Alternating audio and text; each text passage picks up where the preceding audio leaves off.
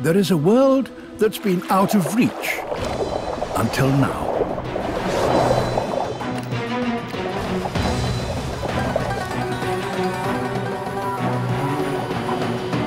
Two seas lie on either side of Saudi Arabia.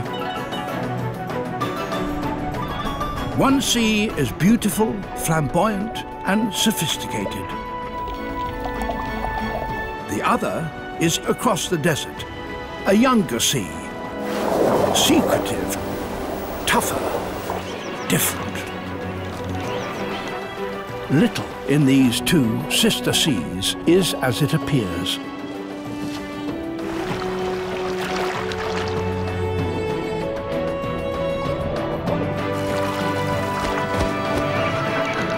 This is a story of miracles, where you would least expect them.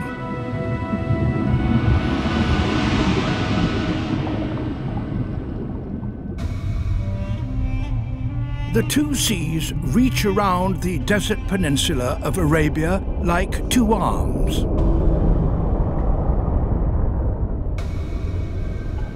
Millions of years ago, this was underwater. On the sea floor, a deep compost built up. It's still here, hidden under the sand as oil.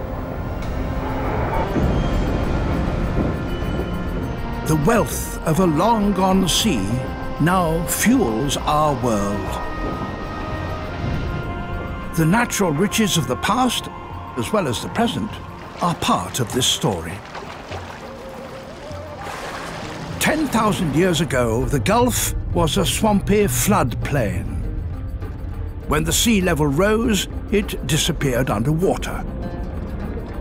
The Red Sea was formed much earlier, as Africa and Arabia's tectonic plates pulled apart, leaving a chasm a mile deep, now filled with seawater. The edges, fringed with coral, disappear into the depths.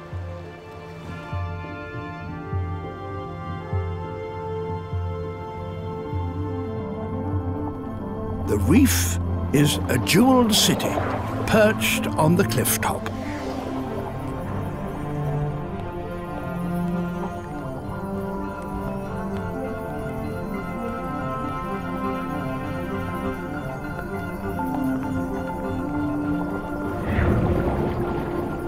It's a community with amazing relationships between animals. 5-centimeter wrasse groom sweetlips, even combing the tender gills. They eat any parasites and dead skin, a reward for their trouble. A moray eel, the 2.5-meter dragon of the reef, is attended by shrimps.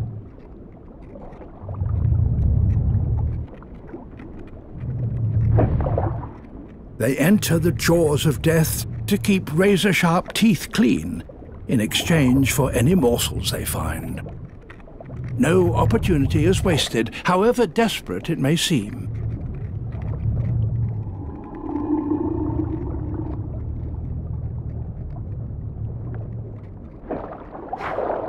Damselfish hide in an anemone, protected by tentacles that would paralyze other fish. An anemone can close, and the local clownfish is finding his home a tight squeeze. Every relationship can have difficult moments.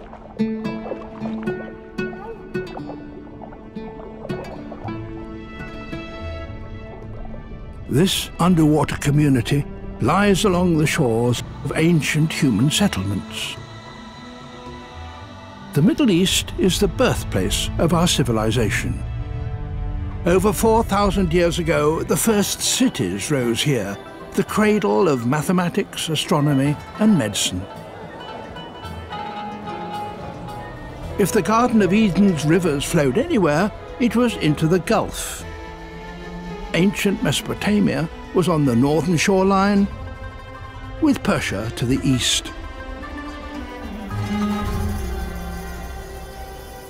The dust of history has settled in the Gulf as sand and mud. The sea is like a hot tub. It gets hotter and saltier than any other open sea in the world.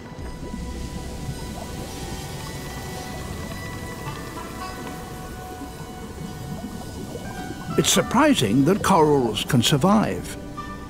They have miraculously found ways to cope, much to the excitement of scientists. There are other clues to hidden riches. A turtle on its way to find food. It's different from the Red Sea reef. This is more like a bombed-out city, devastated by heat and salt.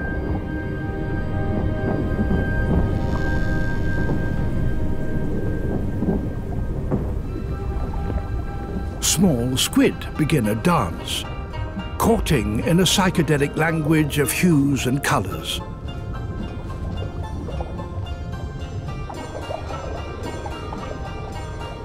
Life in all its wonderful forms will emerge in the Gulf, though it's never obvious. Reefs here are small and isolated. Submerged sandy plains are an extension of the Arabian desert. But here, underwater, rocks turn into cuttlefish on closer inspection. Fanworms cast their nets.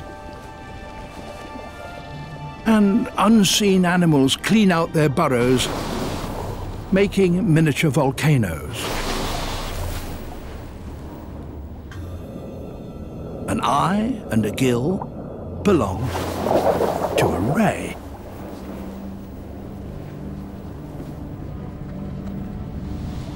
Thousands of square kilometers of sand have been colonized by seagrass. The underwater meadows may not look like much, but this is one of the most productive habitats on Earth. Its riches are hard to see. Shrimpfish mimic seagrass. Blennies hide in holes. A 2-meter annulated sea snake is one of the most venomous creatures in the world, with several times a rattler's killing power. He hunts fish like little blennies. Got one.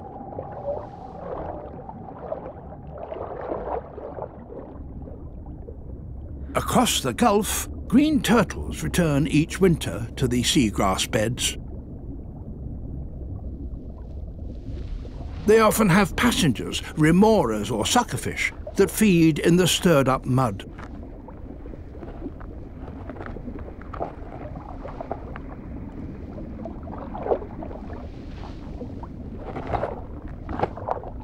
Many turtles graze only on the grass, but get extra protein from the microscopic animals encrusting each leaf. The strong sunlight filters through warm, shallow water. It's perfect for grass and algae.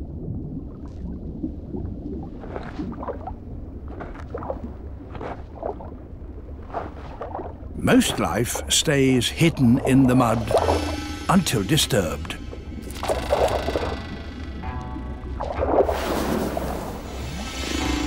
The blue crab demands some privacy, and the giant vegetarian obliges. The two sister seas are very different. The Gulf shyly hides its wealth. The aging Red Sea flaunts extravagance.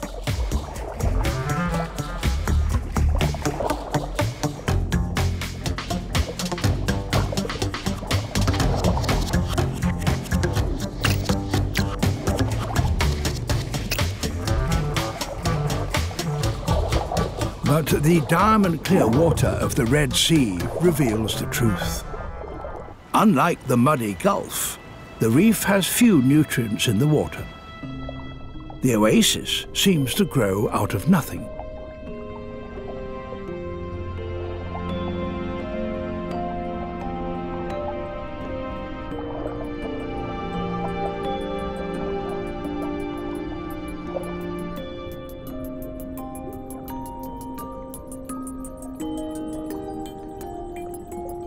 A reef is built by tiny animals. Coral polyps construct limestone tower blocks, protection against fish and crabs. Microscopic plants, algae, live in the polyps and convert sunlight to sugar, which feeds the coral. This city is solar-powered.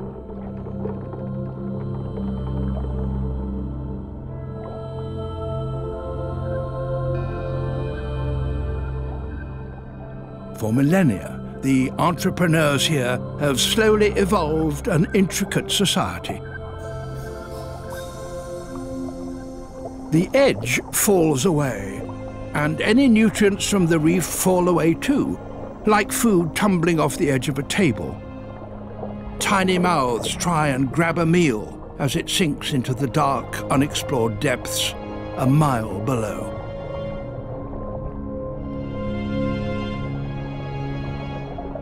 Along these city limits, gangsters prowl. Blue-finned trevally are predatory hunters cruising the hood.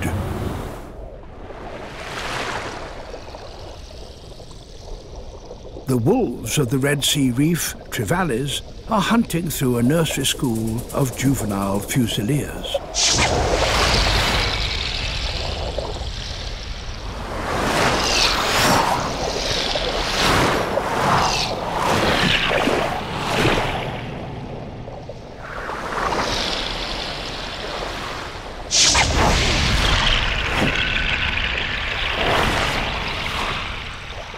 The trevally continue along the wall, searching for anything that strays too far for falling scraps. 2-meter wire corals reach further than most, and an enterprising little shrimp has made his home out on a limb. He survives by collecting passing morsels.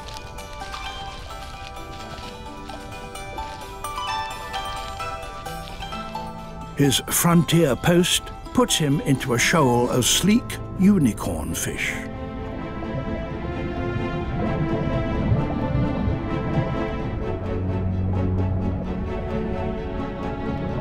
The drop-off attracts large schools, but there is an even greater wildlife gathering on the other side of Saudi Arabia.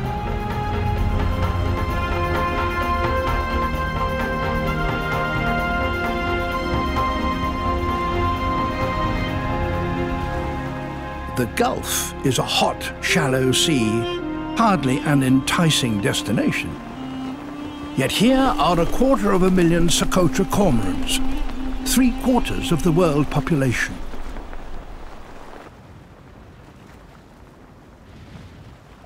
They search for schools of baitfish and rest in rafts.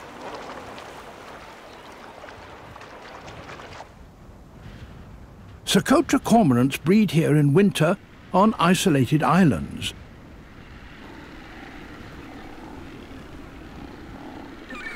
Featherless chicks shiver each morning. Nights are cold here.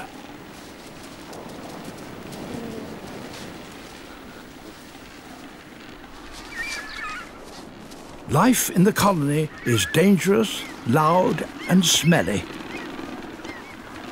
Chicks are of various ages, and the older ones hang out in gangs. The younger chicks still need babysitters. Everyone is hungry. Gulls attack undefended chicks.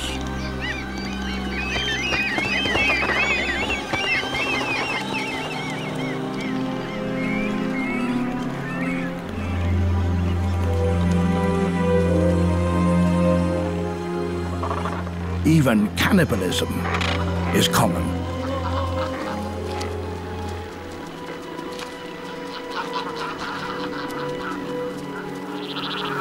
Temperatures swing from too cold to too hot in a few hours. Birds can't sweat and pant desperately to keep cool. There's no shade and no food.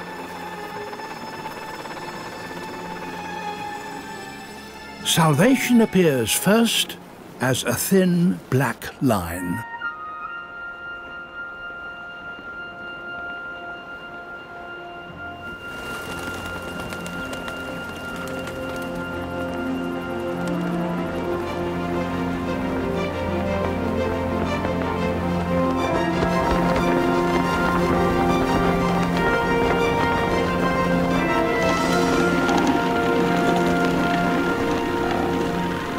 After a morning's fishing, tens of thousands of parents return to the colony with food.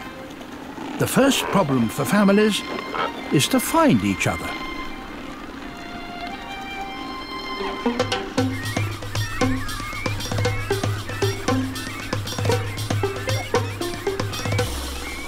The lucky ones are fed quickly.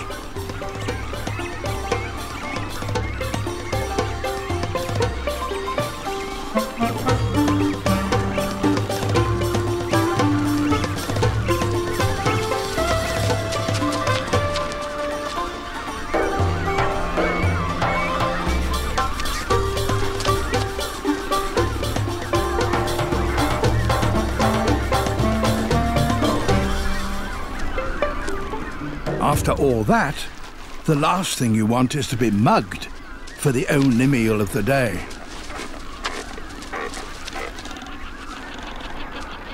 Hungry cormorants and reef herons wait until chicks are being fed, then swoop in.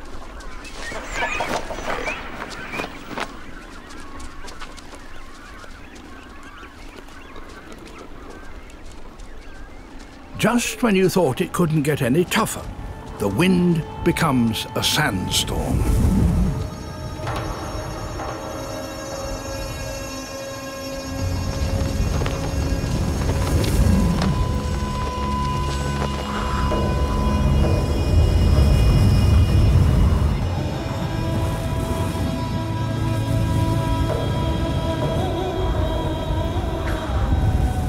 Sand and dirt are blown into the sea.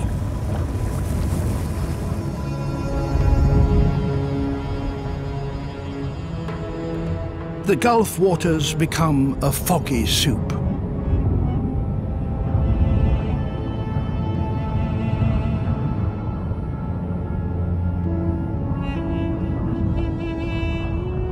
The silt reaches the seagrass meadows and animals turn grey.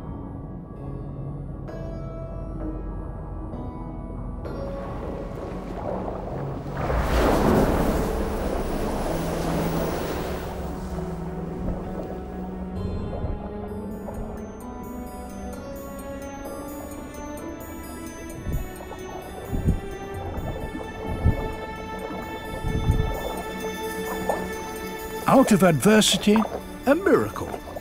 The dust fertilizes the seagrass prairies with nitrogen, iron and phosphorus. Productivity is phenomenal, more than most intensive agriculture.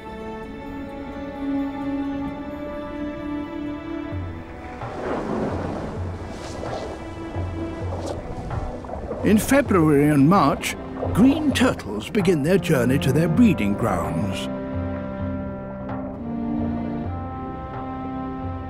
Across the Gulf, sandstorms called shamals carry millions of tons of nutrients into the water. Plankton bloom and feed everything from cauliflower jellies to fish.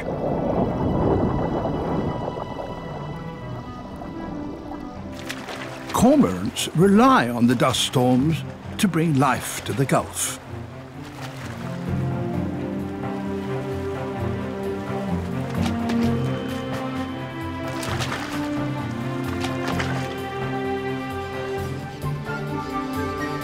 Terns arrive from the Indian Ocean, and striped mackerel just swim with their mouths open. Whale sharks arrive, 15 meters long and as heavy as several elephants. They're the biggest fish in the world, yet they eat tiny plankton. The Shamal sandstorms are the making of this place.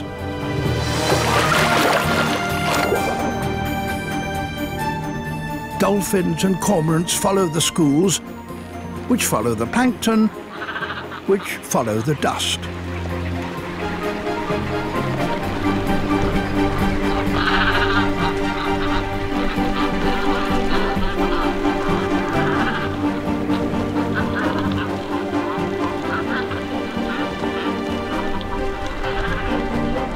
It's extraordinary, considering what happened here 20 years ago. The Gulf War.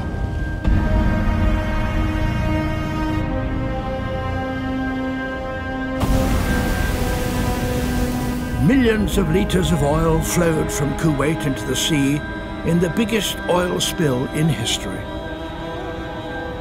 The Gulf's marine life was decimated.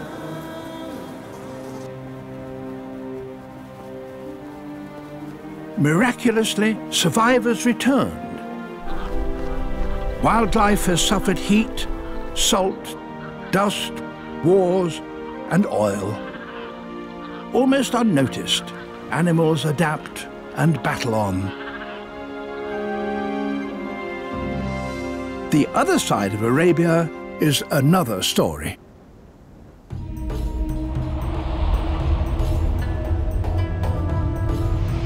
For most of the Red Sea reefs, sandstorms deliver few nutrients. The oasis has to be self-sufficient.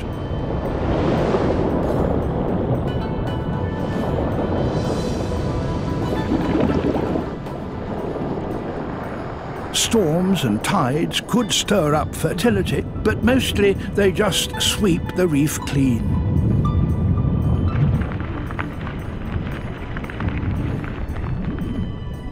Nutrients disappear over the edge to the sea floor far below.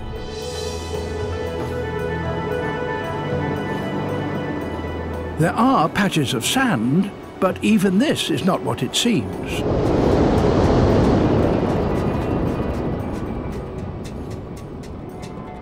Bumphead parrotfish are a metre long and weigh about 20 kilograms.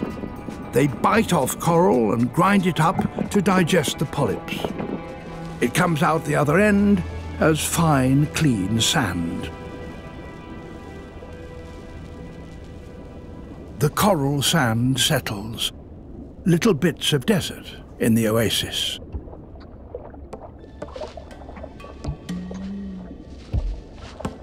Goatfish and sea cucumbers search hungrily through the sand. Speeded up, we can see how busy they are.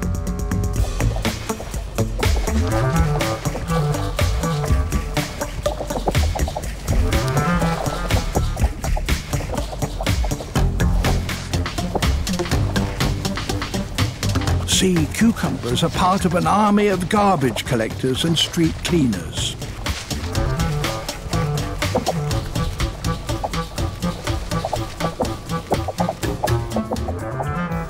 Starfish search for food too, but it's a risky business.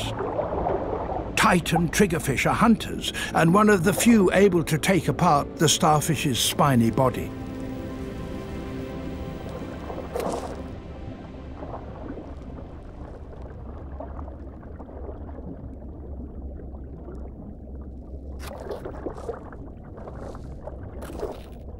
The neighbours soon spot a meal they couldn't normally enjoy. Starfish are able to regenerate from a single arm. A dismembered limb is overlooked and slowly crawls away.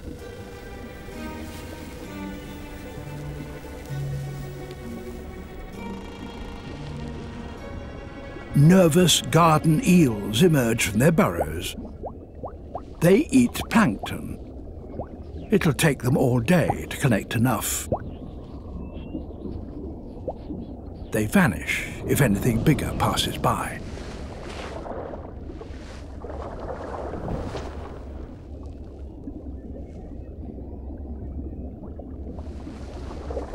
A blue-spotted ray hunts for shellfish under the sand like a minesweeper. It can detect a shrimp's minute electrical signal and digs it out.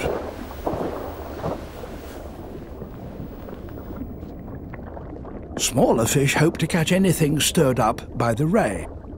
Its most reliable follower is a sand perch.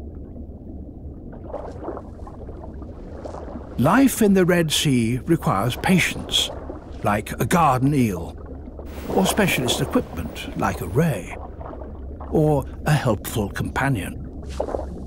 The relationship can often be complex. The sand perch may be keeping guard.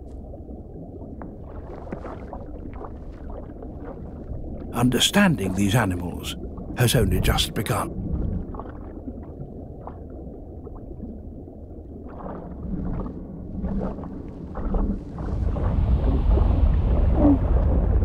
A 2-meter white-tipped reef shark is recognized and feared. So are barracuda, casting a shadow over the reef.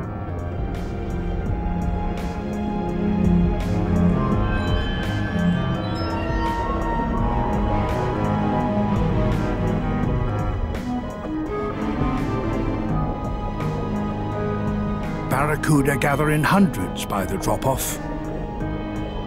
They're waiting for evening. The nocturnal pack hunters form a wheel of death.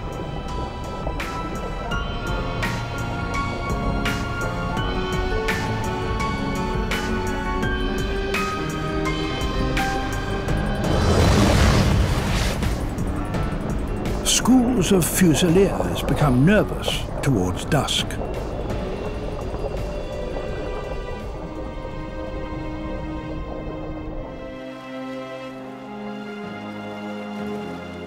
As the day ends, a new drama will begin.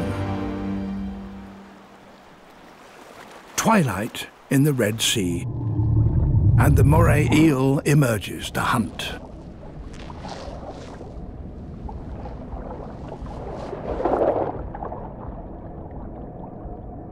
Everything changes at night.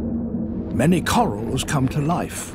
Soft corals swell, polyps open.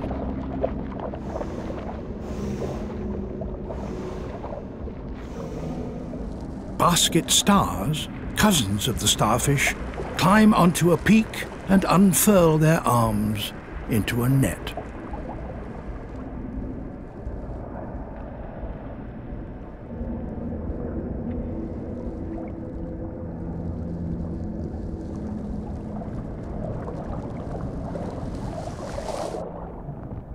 Lionfish with poisonous spines are ambush predators. They conceal their fish shape under waving flags.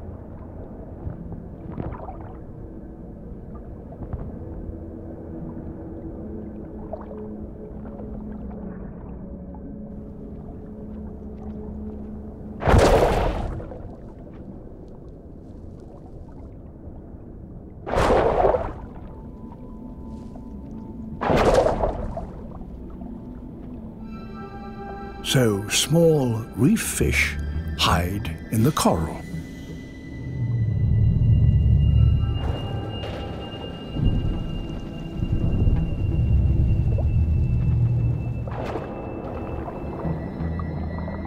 A parrotfish makes a bubble of mucus, disguising scent and protecting it from danger. Here it hides until dawn breaks over the Red Sea.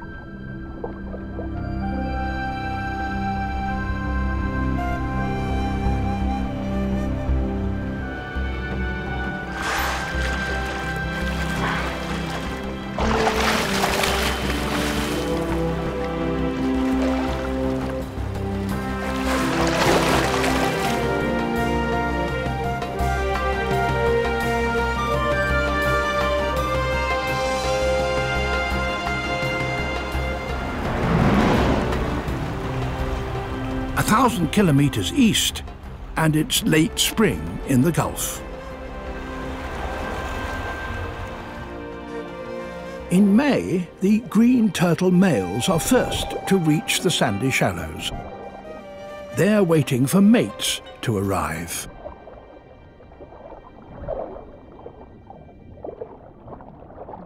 Spring happens underwater as well as on land.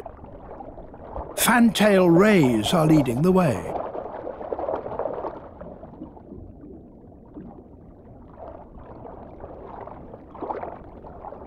The first female turtle arrives and courtship begins.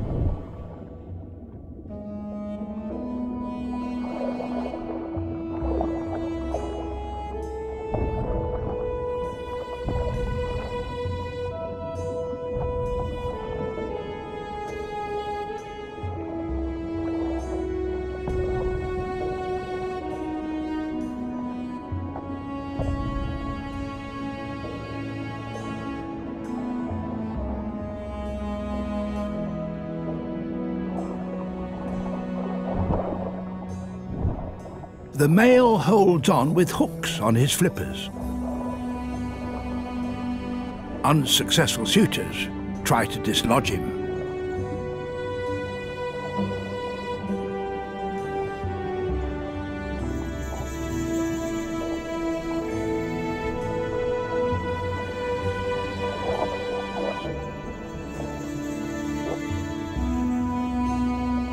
The couple may remain together all day, surfacing every 10 minutes or so for a breath.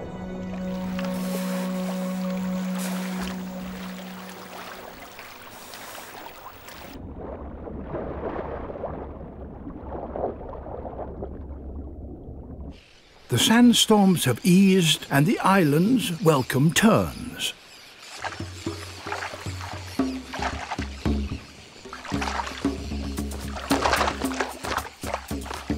They wash off the dust before heading for the party.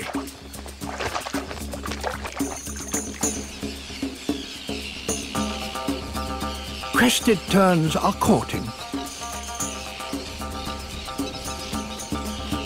They reach up to appear taller, more attractive. Compared to the cormorants, these are dressy dancers.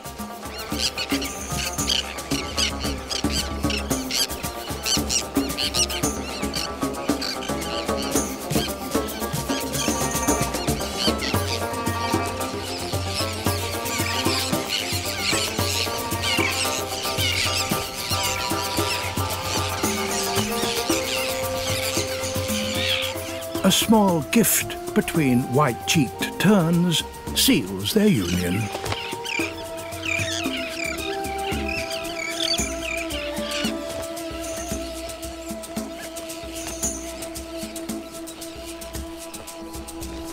The air is full of the coming and going of these most graceful birds.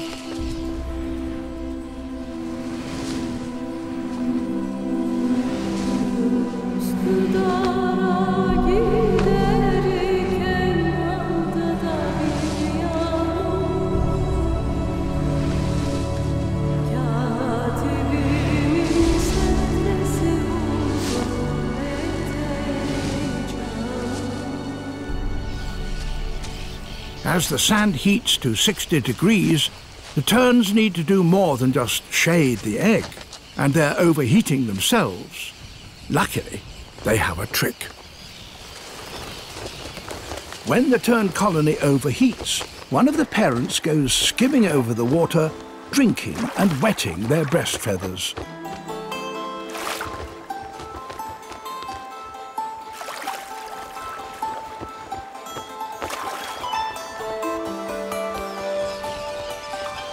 The damp feathers hold just enough moisture for evaporation to cool the egg. Very few other birds have learned this trick.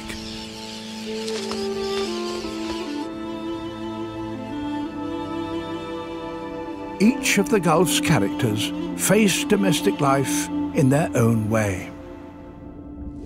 A little goby lives in a burrow. He has a battle with the sand. Every day his home needs spring cleaning.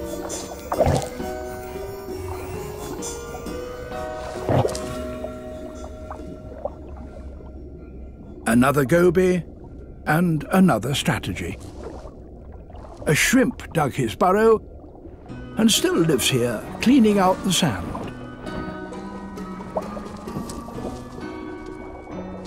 The shrimp has poor eyesight and relies on the goby as a guard. There's a tenderness between this odd couple. The shrimp always has a tentacle touching the goby, and the goby warns the shrimp with flicks of his fins. A sohal surgeonfish passes. The goby pushes the shrimp down the burrow. The hard-working housekeeper rarely goes out. Instead, it removes dirt and small visitors and parasites by eating them. The Gulf's characters may be less colourful than the Red Sea's, but are no less wonderful.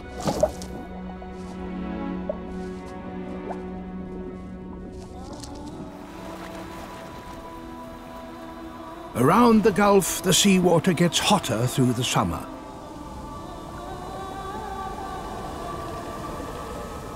Corals generally bleach and die if sea temperatures rise even a little. The Gulf is about the hottest sea in the world, and corals here, like Acropora, are specially adapted and work with different algae. With sea temperatures expected to rise everywhere, some scientists think that the magical Gulf corals could be the salvation of the world's reefs.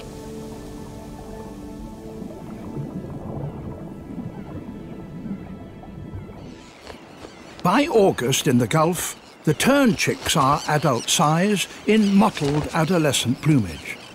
Their parents are trying to feed them for their journey home.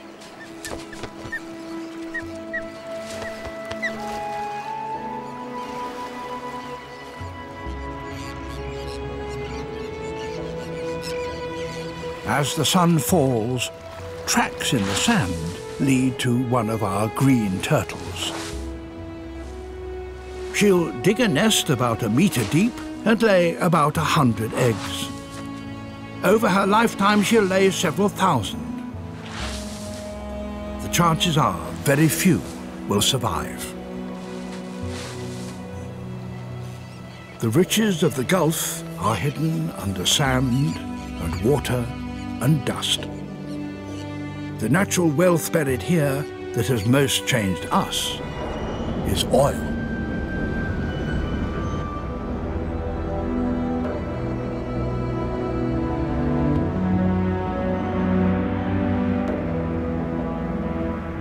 The stakes here for wildlife and for us are very high.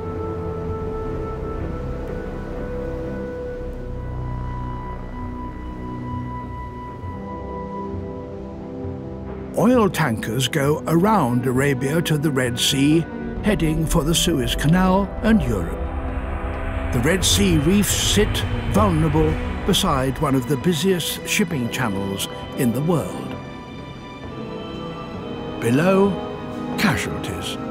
A century-old wreck sits harmlessly at 20 fathoms.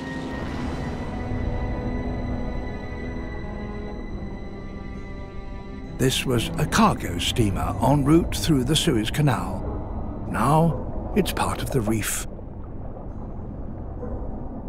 The Red Sea and the Mediterranean were linked by the Suez Canal almost a century and a half ago.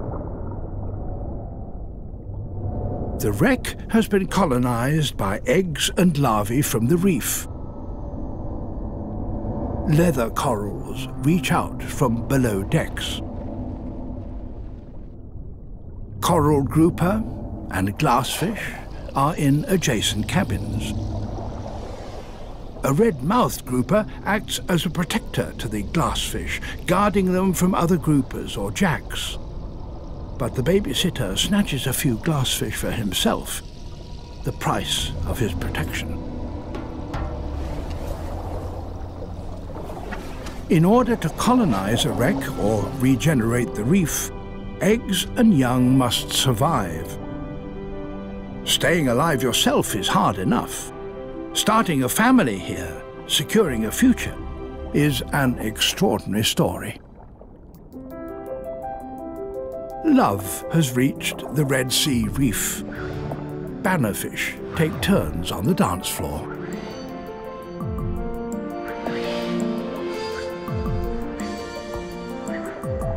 Couples are preparing for a family. Fish time their spawnings carefully, but the chances are that almost all their precious young will be eaten. To avoid this tragedy, some fish have become better parents. A Titan triggerfish is behaving strangely. She may be lying on top of her eggs to protect them. Triggerfish lay a jelly-like blob of eggs in depressions in the coral rubble. The dedicated parent defends the eggs from the multicolored thieves.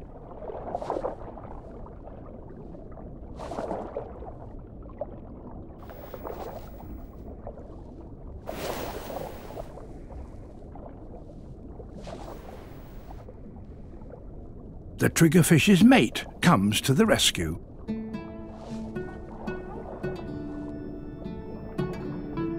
A few eggs might survive, but the longer-term future for coral reefs seems less hopeful. Half the reefs worldwide are dying or have died. Scientists blame us. Pollution and a changing climate with warmer seas. Twilight offers a glimpse into a darker future. Gorgonian fan corals seem like decaying lace. A ghost town, a reminder of what is at stake.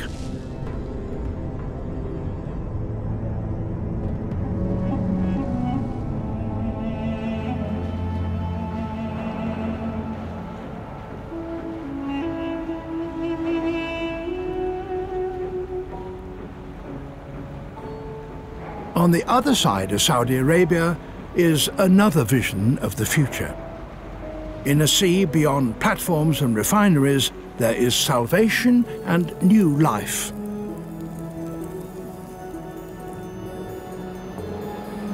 In August, on one magical night in the Gulf, the sandstorms and the summer of growth have had an extraordinary effect. Slowly at first, eggs and larvae are released in millions. This wasn't known to happen here on this scale, let alone filmed before. Polola worms release wriggling egg cases that fragment into capsules of eggs. Packages explode with new life.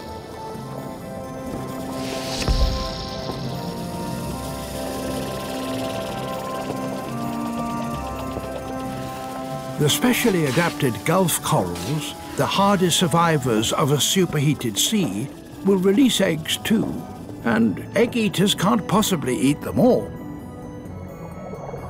Eggs and larvae begin a journey to regenerate the ocean. Ctenophores are joined by bigger jellies.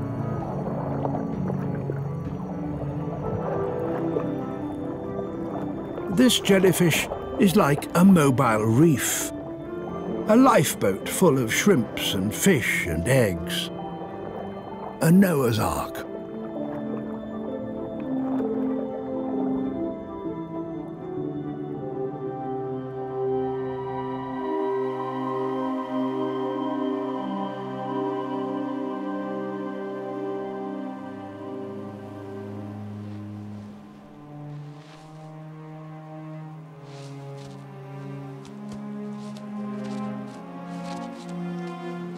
On the islands where cormorants and terns nested, and dust storms blew nutrients into the sea, now baby green turtles start on their journey. They join the eggs and larvae, the gift of the Gulf.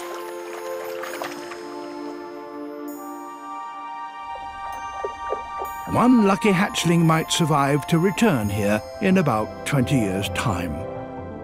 By then, tougher corals from the Gulf may be helping the Red Sea reef to cope with warmer times. The Gulf at first seemed like the ugly duckling of the two seas. Now it seems the Gulf may perform a final miracle and restock the reef.